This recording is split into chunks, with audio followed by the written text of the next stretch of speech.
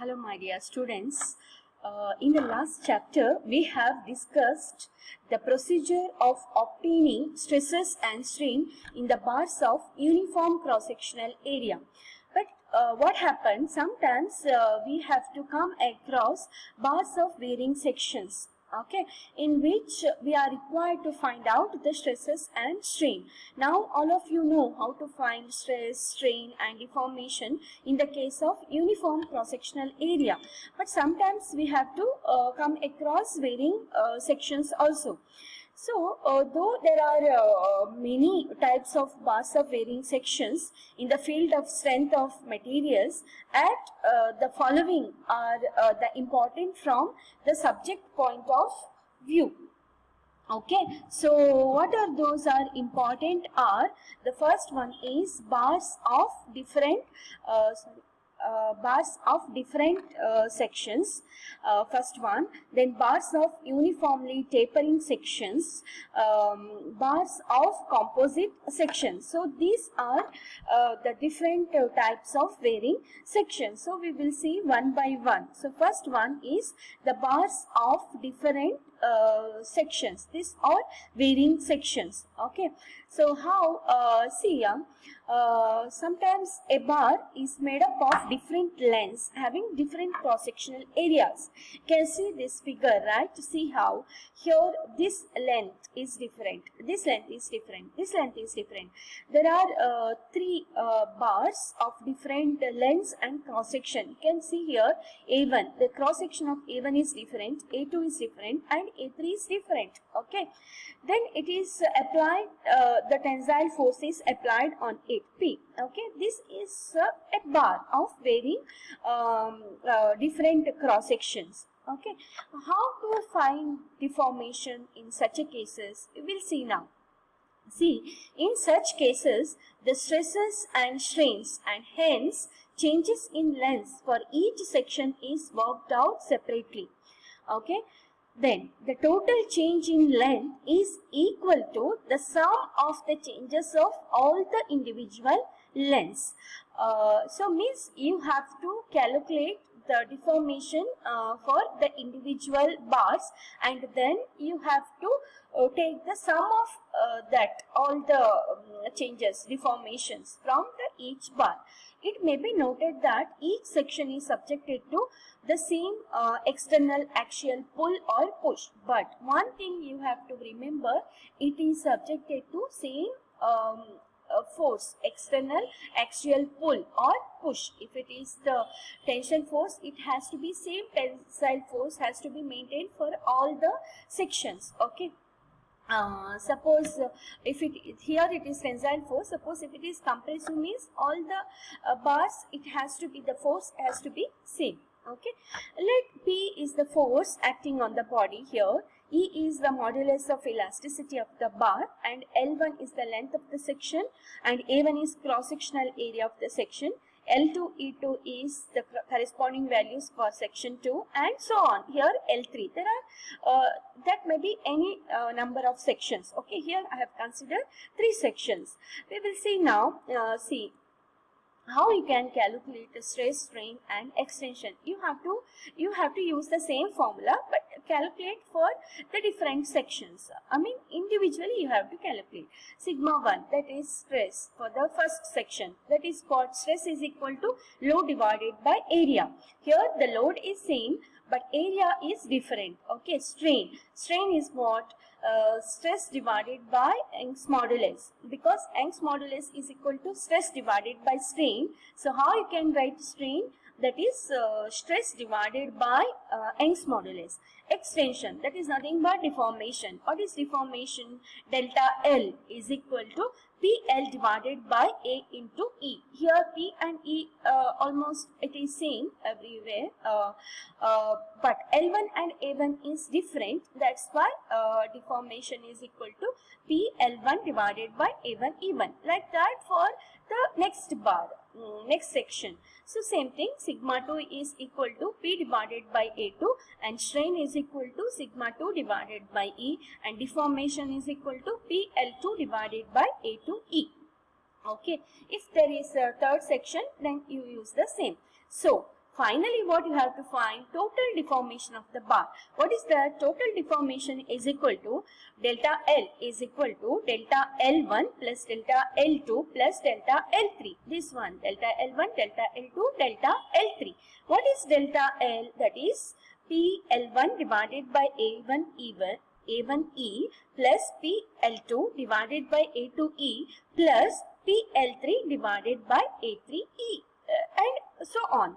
Okay, here P and E is common, so keep it outside, P divided by E. Then what it is here remaining is L1 divided by A1 plus L2 divided by A2 plus L3 divided by A3. Okay, sometimes what happened, the modulus of elasticity is different for different sections. Okay, in such cases total deformation is equal to, you cannot take E outside, it is not same now, it is different for different sections, so that time only P you have to keep outside. Okay, so P into L1 divided by A1E1 plus L2 divided by A2E2 plus L3 divided by A3E3. Okay, in this way you can find the deformation in the case of bars of varying cross sections. Okay, we will solve some problems, numericals, then you will understand clearly. Okay. So first I will take one example. An automobile component shown in figure, okay, is subjected to a tensile load of 160 kilonewton.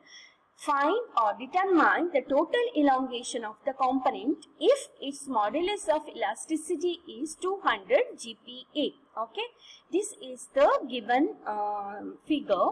Here there are two sections, okay, A1 and A2. Okay, cross-sectional area is different. For the section 1 it is, for the bar 1 it is 50 mm square and for A2 it is 100 mm square. Okay, then length is 90 mm L1 and L2 for the section 2, that is 120 mm. Okay, area is A1 is 50 mm square and A2 is 100 mm square. Modulus of elasticity is same here for both the section. Okay, so it is common.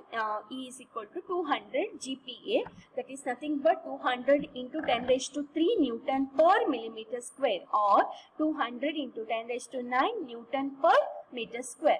Now we will find how to find the deformation. Right, here there are two sections, correct? So how the total deformation is equal to, now what is the total deformation is delta L is equal to delta L1 plus delta L2, right?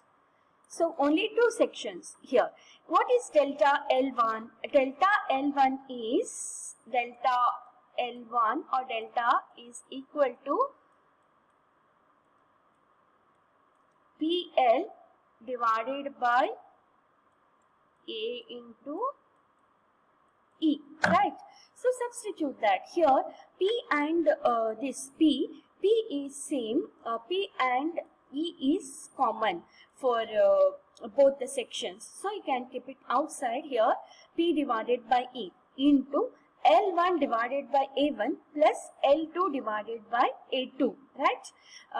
So that is L1 is equal to, sorry, this is P is 160 into 10 raised to 3 and E is 200 into 10 raised to 3. Okay, next into L1 is 90, this one L1 is 90 divided by A1 is 50. Okay, next L2 is 120 and A2 is 100. Okay, simplify this, you will get the answer 2.4 mm. Just cross check whether this answer is correct or wrong. I think all of you now know, you understood this, how to calculate the deformation for the uniformly varying sections, right? So it is nothing but total deformation you have to calculate. Total deformation is equal to, it is the sum of the deformation from the individual bars. So that is delta L is equal to PL divided by A into E. So here you have to consider separately delta L1 plus delta L2. P1 L1 divided by E A1. Okay. So P and E are common. So you can take it outside and then substitute the values of L1 L2 and A1 A2. So you will get the answer 2.4 mm. This is the deformation. So in this way you can calculate the total elongation of the component. We will see one more problem. Okay, a member formed by connecting a steel bar to an aluminium bar is shown in the figure. Okay, here this is the given figure shown, two sections here. It is asked to calculate the magnitude of the force P that will cause the total length of the member to decrease by 0.25 mm. Okay, the values of elastic modulus for steel and aluminium are 210 GPa and 70 GPa respectively. Here the modulus of elasticity is different because these are two different materials. The first one is steel bar and next one is aluminium bar. What it is given here? Here it is given that the length of the member to decrease by 0.25 mm. That is what it is, deformation, right? So, and see here you can observe this is decrease. Why this is decrease? You can see here this force, that is compressive force, right? In the case of compressive force, what happens? There will be shortening in the length. Okay, in the previous problem it was tensile force, so there was increase in the length, but here there will be a decrease in the length, total deformation, that is equal to 0.25 mm here. Okay, next next what it is given, modulus of elasticity for steel, that is given here. The steel is 200 GPa, so that is 210 into 10 raised to 3 Newton per mm square. Then modulus of elasticity for aluminium, that is 70 into 10 raised to 3 Newton per mm square. Then area of the cross section for the steel, this AS, okay, that is 50 into 50, 2500 mm square.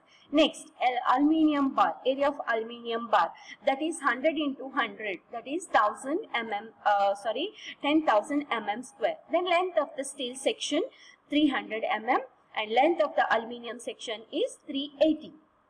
Okay, next we will see how to calculate. It is asked to calculate the magnitude of force P, right? Let P be the magnitude of the force in kilonewton.